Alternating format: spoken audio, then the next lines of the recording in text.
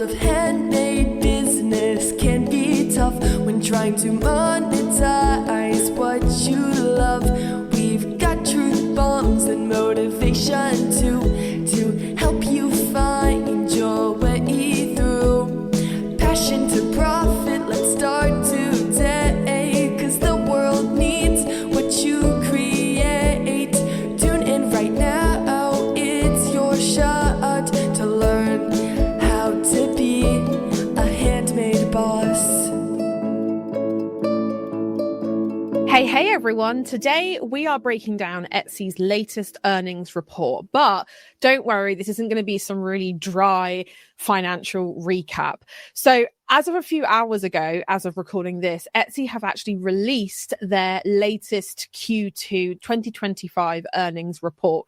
So I hopped on the camera, I hopped on the mic, and I was like, right, let's get this out as soon as possible. Because I know that a lot of you have felt like Etsy is slow right now. Where are my views? And not just Etsy, even your own website, even, social media platforms. So this might reassure you a little tiny bit that, hey, it's something that we all go through. So I'm going to be walking you through what's going on behind the scenes at Etsy and how it actually affects your shop and what you can actually do about it. Whether your sales have been up or down or just a little bit all over the place recently, this episode will help you feel clear, calm, and a lot more in control of your strategy. So let's get into it. Okay, so part one of this is going to be what's going on with Etsy right now. So Etsy just released its Q2 2025 earnings report, which basically means they are publicly sharing how much they've made, how buyers and sellers behave, and what's sort of changing behind the scenes. So as you can imagine, it's really useful information to know.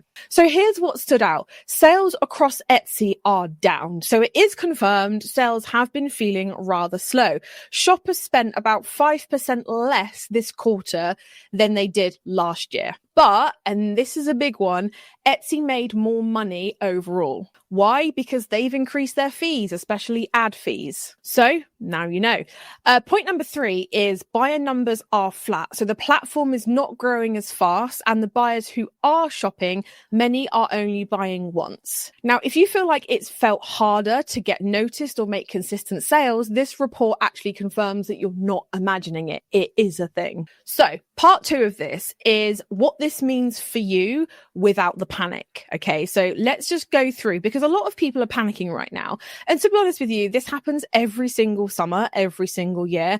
I've been doing this for about 10 years now in terms of selling online, e-commerce, even in retail stores. Things in the summer are genuinely slower. But let's break this down into real life seller friendly terms. Number 1 is slower sales are platform wide, and that means it's harder to convert those cold traffic or those cold browsers. So what this means is if your views and your favorites have dropped, that doesn't mean that your brand or your business or your products are bad. So there's a lot of, I feel like a genuine sigh of relief when you hear that. What it does mean though is that customers are more hesitant, okay? They are buying less often and need a lot more warming up before they buy. So your job is to nurture, is to build trust, is to focus on content that help people decide to buy from you, not just browse. And I feel like this is something that we've been saying behind the scenes in the HBSA, in my Monday lives for about 2 years now, is that after COVID, when we had that buying frenzy, people are now kind of chilling out and they're now looking towards brands that they are vibing with more and the people behind those brands. So all of this to say is that you can no longer just kind of throw up an Etsy shop and expect your brand to explode, because that's not how people are buying. And this is not just Etsy, by the way. This is like internet wide. This is worldwide. This is e-commerce wide, retail wide. People need to know that they are spending their money in a place where they are going to get a lot of perceived value and they feel like they're making the right choice. They basically are very nervous and they need a lot of reassurance from you. So the second thing I wanted to go over is Etsy's making more money off of each seller. Okay. So this is more fees, more ad charges, and this means that your profit margins might be shrinking even if your order numbers are staying the same. So what this means is that it's time to check in on your pricing and don't be afraid to adjust it. add your bundles, increase your average order value, and track what's actually worth running those ads on, which means we are not switching ads on across your entire shop. No, because you might as well just be burning your money or flushing it down the toilet. And I just wanted to do a little side note here. A lot of you might be kind of saying or thinking, Etsy's fees are insane. I'm going to go elsewhere. Okay. Now, the thing with that is that you are going to be paying around about the same per order, per thing, per whatever. You are going to be paying around about the same. Let me explain. So even if you have your own website, let's say you go to Shopify, okay, and you have set up your own website, you are paying transaction fees, okay, you're paying credit card fees, whatever payment gateway you are using. Okay. You are paying monthly fees to use the platform. Okay. Now, once you set up your website, it's not like Etsy where you have a pool of ready-made people coming to you with a buying intent, aka they are coming to the platform to search for something to buy. Okay. So then you have to look into, okay, either I spend money on ads to drive traffic to my own website, to my Shopify site, or I can spend a lot more time on my content trying to get organic eyeballs, basically free eyeballs coming into my shop. Now, as you can imagine, if your business is basically employing you to do that, it doesn't matter which way you look at it, whether you're spending money on doing Facebook ads or Google ads or whatever, bringing people into your website, your Shopify site, or whether you decide you're going to spend an extra 5 to 6 hours a week, that's one whole working day, posting more content to get more people in. So as you can imagine, when you start to actually work out the fees on your own website versus Etsy versus, I don't know, not on the high street versus Amazon versus all of these places that, you know, every guru and their mum always tells you to do, you are going to be paying about the same amount. Now, I pay for a lot of tools. As you can imagine, across the businesses that I have a lot of tools. And let me tell you that my fees have increased for probably about 70% of them. So it is not just an Etsy thing. It is not just something where this means that your knee-jerk reaction is you must leave Etsy and you must go off and do other things. I mean, you do whatever feels good for your gut. But as they say, don't cut your nose off to spite your face. And also just please make sure that you are making a decision rooted in the facts rather than the feelings. So that's all I really wanted to say there is I'm not kind of rooting for one versus the other. Yes, I teach Etsy, but I also teach doing it on your own 2 feet, doing it on your website. I can teach both and I do teach both. Now, I also teach how to market your business, how to build your brand. I do all of those things, okay, as you've seen. But the issue that I'm seeing is that people are jumping ship from one platform, hoping that the next platform is going to be the answer. And honestly, 6 months down the line, they are regretting it. All right. So I did get a wee bit sidetracked, but I just really wanted to say that. So point number 3 is they are investing, this is Etsy, they are investing in AI and personalization. So this means Etsy is putting money into search, discovery, and product suggestions.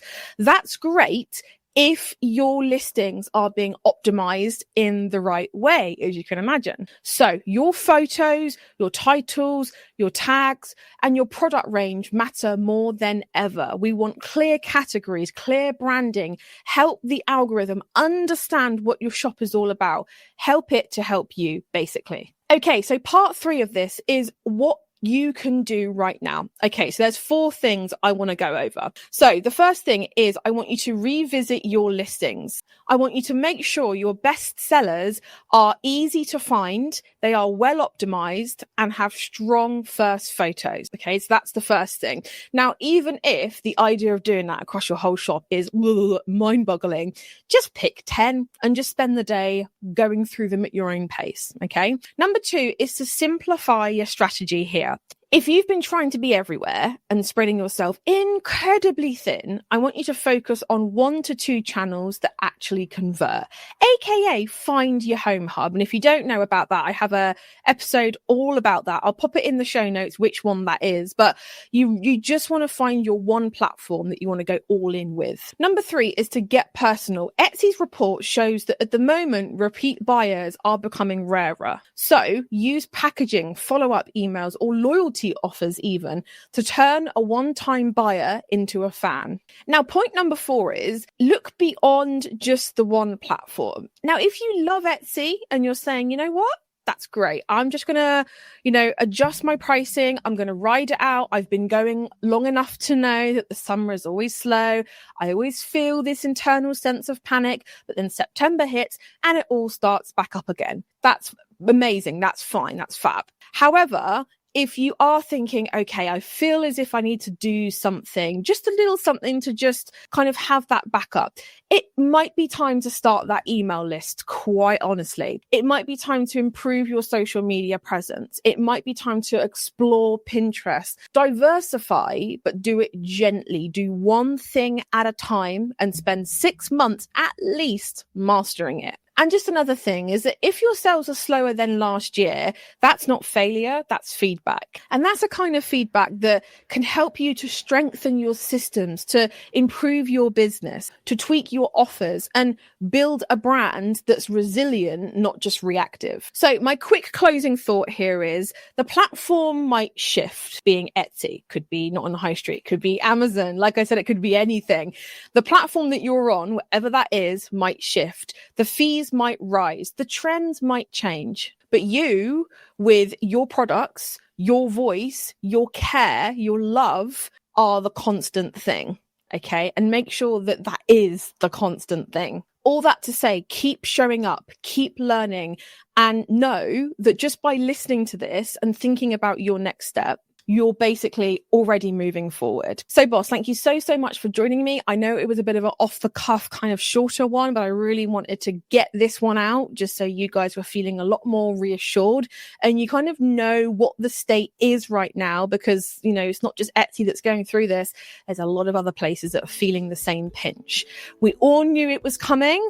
It's here now. So let's just recalibrate, readjust, and realign ourselves. So thank you so much. Thank you so much for tuning in to How to Be a Handmade Boss. And if you're eager to boost your Etsy sales within just 7 days, then be sure to join my most popular free training at handmadebosses.com/conversion. You can also find the link in the show notes as well. Keep an eye out for our next episode where we'll be continuing our journey towards handmade business success together. And until then, keep crafting and stay inspired, because the world really does need those special creations that only you can make.